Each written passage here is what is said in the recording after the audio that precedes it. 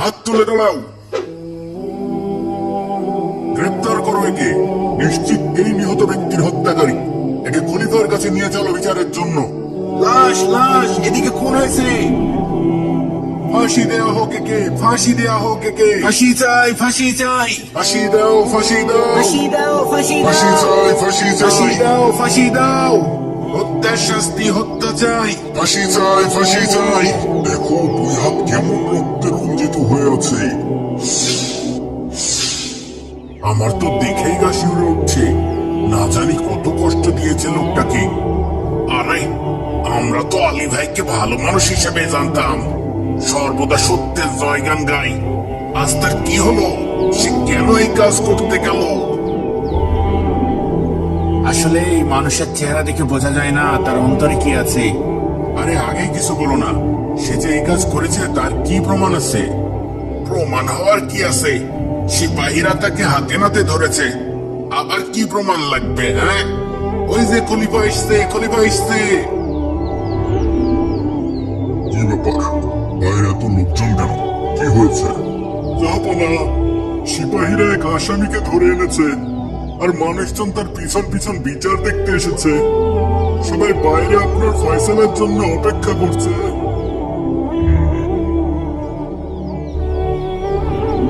ওই যে খলিফা আসছে। ফাঁসি চাই, ফাঁসি চাই, ফাঁসি চাই ফাঁসি ফাঁসি চাই। চাই। সবাই শান্ত হন, সবাই শান্ত হন। ফাঁসি চাই। এই যুবক সেই আসামি? জি জাহাপনা। পা দুটো কেমন কাঁপছে, চেহারা বংশবর্ণ হয়ে গেছে। নিশ্চয় অনেক ভয় পেয়েছে। কি অপরাধ করেছে সে? খুন করেছে জাহাপনা। খুন করেছে? জি জাহাপনা। রক্তাক্ত লাশের পাশে ছুরি সহ হাতে নাতে ধরা পড়েছে। তারপরই সিপাহীরা তাকে বিচারের জন্য আপনার কাছে নিয়ে এসেছে। ফাঁসি চাই, ফাঁসি চাই, ফাঁসি চাই ফাঁসি চাই। ফাঁসি চাই, ফাঁসি শাস্তি চাই, হত্যা চাই। ফাঁসি চাই ফাঁসি চাই। শাস্তি হত্যা চাই। ফাঁসি দাও, ফাঁসি ফাঁসি দাও, দাও ফাঁসি দাও। ফাঁসি চাই, ফাঁসি ফাঁসি চাই, চাই ফাঁসি চাই। ফাঁসি চাই, ফাঁসি চাই। ফাঁসি চাই ফাঁসি চাই। আপনারা শান্ত হন। এখনই এই অপরাধীর বিচার করা হবে। যদি সে সত্যি হত্যাকারী হয় তবে অবশ্যই তাকে কিসাসের ফয়সালা শোনানো হবে। হত্যার শাস্তি হত্যা, তার উপরও কার্যকর করা হবে। আল্লাহু আকবার, আল্লাহু আকবার, আল্লাহু আকবার আল্লাহু আকবার আল্লাহু আকবার, আল্লাহু আকবার। আল্লাহু আকবার। সেনাপতি। জি জাহাপনা। আপনি পুরো ঘটনা প্রথম থেকে বিস্তারিত খুলে বলুন। জি জাহাপনা। আমরা আজও প্রতিদিনকার মতো টহল দিচ্ছিলাম। ভোরবেলাতে যথারীতি রাস্তাঘাট ফাঁকাই ছিল। হঠাৎ আমাদের কানে একটা চিৎকার ভেসে আসে। আমরা প্রথমে বুঝতে পারিনি কিসের শব্দ হলো। কেমন মানুষের চিৎকারের মতো মনে হলো না? হ্যাঁ, খুব কাছে মনে হলো শব্দটা। চলো তো দেখি। তাড়াতাড়ি আমরা সেই শব্দ লক্ষ্য করে রওনা হই। আর একটু দূর যেতেই দেখি এই যুবক রক্তমাখা ছুরি হাতে দাঁড়িয়ে আছে। আর নিচে পড়ে আছে এক নিহত ব্যক্তির নিথর রক্তাক্ত দেহ। আশপাশে আর কেউ নেই। আমাদের বুঝতে বাকি থাকলো না যে এই ব্যক্তি নিহত ব্যক্তির হত্যাকারী। সাবধান, হাত তুলে দাঁড়াও। গ্রেপ্তার করো একে। নিশ্চিত এই নিহত ব্যক্তির হত্যাকারী। একে খলিফার কাছে নিয়ে চলো বিচারের জন্য। এই খুন হয়েছে, খুন হয়েছে। লাশ লাশ এদিকে খুন হয়েছে। তারপর আমরা সরাসরি তাকে আপনার দরবারে বিচারের জন্য নিয়ে এসেছি হুজুর। এখন আপনি এর বিচার করুন মহামান্য খলিফা। তোমার বিরুদ্ধে যে অভিযোগ করা হয়েছে তা কি সত্য? তুমি কি এই নিহত ব্যক্তিকে হত্যা করেছ? হ্যাঁ, আমি এই ব্যক্তিকে হত্যা করেছি। কেন হত্যা করেছ? কিভাবে হত্যা করেছ? তুমি চুপ করে থাকলে তোমার আত্মসমর্থনের সুযোগ হারাবে। আদালত তোমাকে সরাসরি অপরাধী হিসেবে গণ্য করবে। মহামান্য খলিফা, সে শুরু থেকেই কোনো এক অজ্ঞাত কারণে সম্পূর্ণ নীরবতা পালন করছে। হয়তো কোনো পুরনো শত্রুতা থাকতে পারে। যেহেতু আসামিকে হত্যা করার পর সম্পূর্ণ হাতে নাতে ধরা হয়েছে, যেহেতু আসামি তার আত্মপক্ষ সমর্থন করেনি এবং নিজ মুখে হত্যার কথা স্বীকার করে নিয়েছে, তাই তার অভিযোগ প্রমাণ করতে আলাদা করে কোনো তথ্য প্রমাণের দরকার নেই। সে কেন হত্যা করেছে বা কিভাবে হত্যা করেছে তা না জেনেও তার ব্যাপারে শরীয়তের ফয়সালা জানানো যাবে। যেহেতু যেহেতু কেসাসের বিধান হলো হত্যার শাস্তি হত্যা, তাই খুনের অপরাধে এই যুবককে কতল করার আদেশ দেওয়া হলো। তাকে আসরের ওয়াক্ত পর্যন্ত বন্দী রাখা হবে এবং নামাজের পর সকল মানুষের সামনে তাকে ফাঁসিতে ঝোলানো হবে। আল্লাহু আকবার, আল্লাহু আকবার, আল্লাহু আকবার, আল্লাহু আকবার, আল্লাহু আকবার, আল্লাহু আকবার। একদম খাঁটি বিচার হয়েছে, আর কেউ কখনো হত্যার সাহস পাবে না। যেভাবে আলী ভাই কাজ ছিল তাতে তাকে কোনোভাবেও খুনি মনে হয়নি। কিন্তু তার হাতে যে রক্ত আর রক্তমাখা ছুরি ছিল তা তো আর মিথ্যা না। হাতে নাতে ধরেছে তাকে, হ্যাঁ, আর স্বীকারও তো করেছে। শুধু কিসের জন্য খুন করিল সেটা জানতে পারলে ভালো হইতো। কিন্তু সে তো মুখে একদম কুলুপে দিছে। আইরে মানুষ, কি আমার লাভের জন্য খুনটা করলি? দুনিয়াও হারালি, আখিরাতও হারালি। ওই যে আলী ভাইকে নিয়ে এসছি, এখনই ফাঁসি দেওয়া হবে। আসামিকে ফাঁসির কাষ্ঠে উঠাও, এখনই তার ফাঁসি কার্যকর করা হবে। জি জাহাপনা, চলো উপরে ওঠো। থামেন জাহাপনা, থামেন। জাহাপনা থামেন, থামেন জাহাপনা। এই যুবককে ফাঁসি দেবেন না, সেই নিহত ব্যক্তির হত্যাকারী নয়।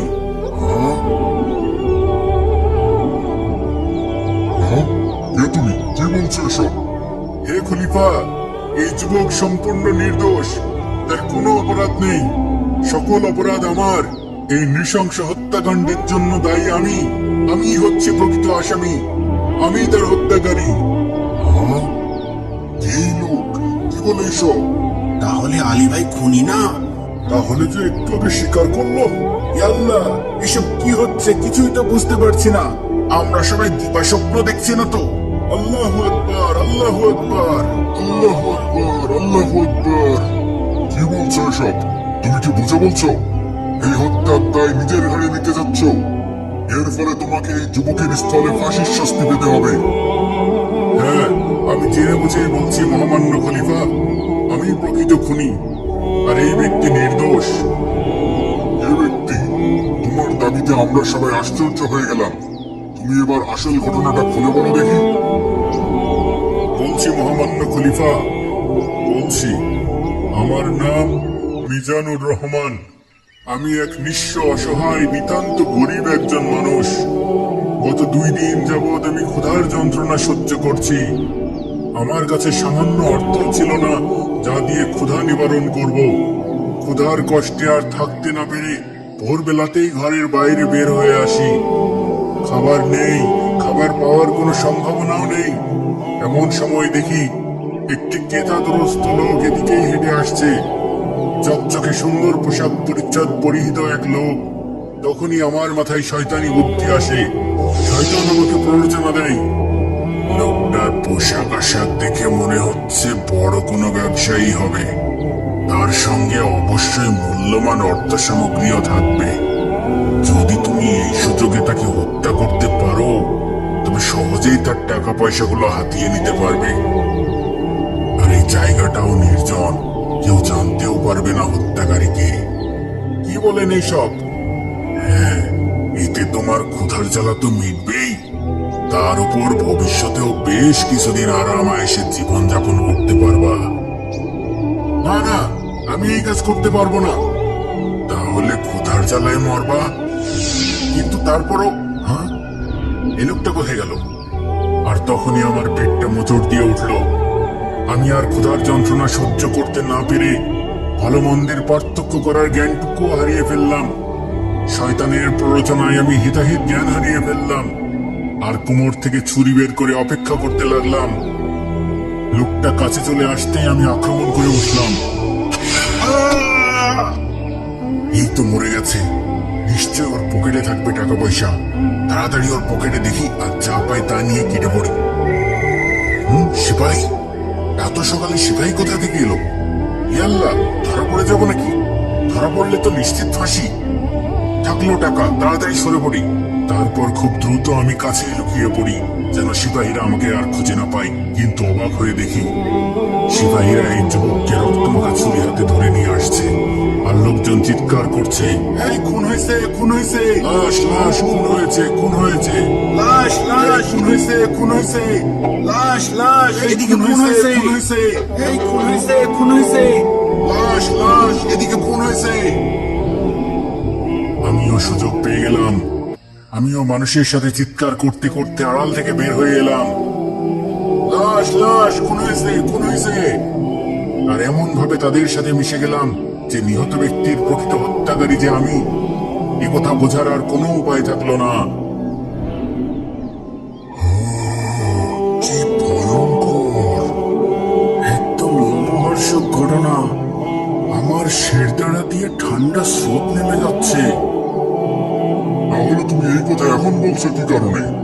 হে খলিফা, আমি ক্ষুধার তাড়নায় আর শয়তানের প্ররোচনায় হিতাহিত জ্ঞান হারিয়ে ফেলেছিলাম। কিন্তু যখন দেখলাম এই অল্প বয়স্ক সুন্দর যুবককে বিনা অপরাধে কিসাসের ফয়সালা শোনানো হলো, কতল করার আদেশ দেওয়া হলো, তখন আমার চেতনা ফিরে এলো।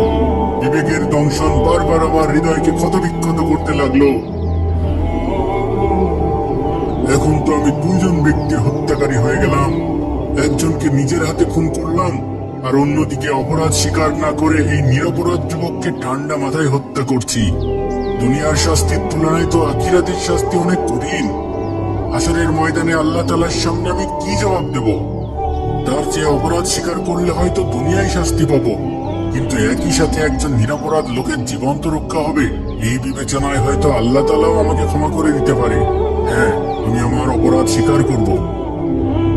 তাই আমি আপনার দরবারে হাজির হয়ে হত্যার প্রকৃত রহস্য উদ্ঘাটন করে দিলাম। আমি হচ্ছে আসল হত্যাকারী, আর এই ব্যক্তি সম্পূর্ণ নির্দোষ। তাই তাকে মুক্তি দিয়ে দিন আর আমার বিচার করুন। কিন্তু তুমি তো আমার মনে নতুন প্রশ্ন জাগিয়ে দিলে। কি প্রশ্ন? হে যুবক, এ লোকটি যা বললো তা কি ঠিক? আসলেই কি তুমি এই নিহত ব্যক্তির হত্যাকারী নও? হ্যাঁ মাননীয় খলিফা, তার কথা সম্পূর্ণ সঠিক। আমি প্রকৃত হত্যাকারী নই। তাহলে তুমি মিথ্যার উপর কেন স্বীকারোক্তি দিলে? কেন তুমি হত্যার কথা স্বীকার করলে? জনাব, নিশ্চয়ই এর পিছনেও কারণ আছে। কি সেই কারণ? এক্ষুনি বলো, কৌতূহলে আমার প্রাণবায়ু বের হয়ে যাচ্ছে। হে মহামান্য খলিফা, বলছি, আমার নাম আলী জাবের। আমি এই এলাকায় কিছুদিন যাবৎ কসাইয়ের কাজ করি। প্রতিদিনকার মতো আজও খুব ভোরে একটি ছাগল জবাই করছিলাম। হঠাৎ কাছে কোথাও থেকে একটা আর্তচিৎকার ভেসে আসে। মানুষের চিৎকার মনে হলো। এত ভোরবেলায় কেউ বিপদে পড়লো নাকি? যাই তো দেখি কি হলো। আমি রাস্তার কাছে আসতেই যে দৃশ্য দেখলাম, হে আল্লাহ, এ কি? এ তো এক তরতাজা লাশ। এক্ষুনি কেউ খুন করেছে, রক্তে গড়াগড়ি খাচ্ছে। কে খুন করলো? আশেপাশে তো কাউকে দেখতে পাচ্ছি না। ও আল্লাহ, কত রক্ত বের হচ্ছে। এখন কি করব? কিভাবে সাহায্য করব? কাকে ডাকবো? সাবধান, হাত তুলে দাঁড়াও। হ্যাঁ, হায় আল্লাহ, এ কোন মুসিবতে পড়লাম? আমার হাতে রক্তমাখা ছুরি, পাশে পড়ে আছে রক্তে রঞ্জিত লাশ। আশেপাশে অন্য কেউ নেই। এবার মনে হয় আমি আর বাঁচতে পারবো না। গ্রেপ্তার করো একে। নিশ্চিত এই নিহত ব্যক্তির হত্যাকারী। একে খলিফার কাছে নিয়ে চলো বিচারের জন্য। লা ইলাহা ইল্লা আনতা সুবহানাকা ইন্নী কুনতু মিনাজ জালিমিন। খুন হয়েছে, খুন হয়েছে, লাশ লাশ, এদিকে খুন হয়েছে। আমি বুঝতে পারলাম একমাত্র মহান আল্লাহ তাআলার কুদরত ছাড়া আমার আর বাঁচার কোনো উপায় নেই। আমার কথা একটি শিশু বাচ্চাও বিশ্বাস করবে না। এখন আমি যতই সাফাই গাই না কেন, কেউ তো আমার কথা বিশ্বাস করবে না। বরং সবাই আমাকে মিথ্যাবাদী বলে ধিক্কার দেবে। সবাই বলবে আলী একজন মিথ্যাবাদী। হাতে নাতে ধরা পড়ার পরও অস্বীকার করেছে। একে দ্বিগুণ শাস্তি দিয়ে কতল করা হোক। তাই অন্তত নিজেকে মিথ্যাবাদী হওয়া থেকে বাঁচাতে আমি এই মিথ্যা অভিযোগ স্বীকার করে নিই। আর প্রতিটা মুহূর্ত আল্লাহর সাহায্যের অপেক্ষায় অতিবাহিত করেছি। আমার মনে দৃঢ় বিশ্বাস ছিল, যেহেতু আমি নির্দোষ, আল্লাহ তাআলা ঠিকই যে কোনো উপায়ে আমাকে রক্ষা করবেন। আর যদি দুনিয়ার বিচার থেকে মুক্তি নাও পাই, নিশ্চয়ই পরকালে আল্লাহ তাআলা আমাকে উত্তম প্রতিদান দেবেন ইনশাআল্লাহ। যুবক, তোমার আল্লাহর উপর বিশ্বাস দেখে আমি অবাক হয়ে গেলাম। আমার ইমান বেড়ে গেল। আরে বাপরে, কি এক টান টান উত্তেজনাপূর্ণ রহস্যের জট উদ্ঘাটন হলো। আমি তো হাঁপ ছেড়ে বাঁচলাম। তা তো হলো, কিন্তু এখন বিচারের কি হবে? তোমরা দুজনে আল্লাহর উপর ভরসা আর বিশ্বাসের এক অনন্য নজির স্থাপন করেছ। আমি যার পর নয় খুশি হয়েছি, কিন্তু শরীয়তের বিধান এবং বিচার সম্পূর্ণ আলাদা জিনিস। এই বিচারের আবার নতুন করে রায় ঘোষণা হবে। উজিরে আজম, সেনাপতি, ইমাম সাহেব, এদের বিচারের ব্যাপারে আপনাদের কি মত?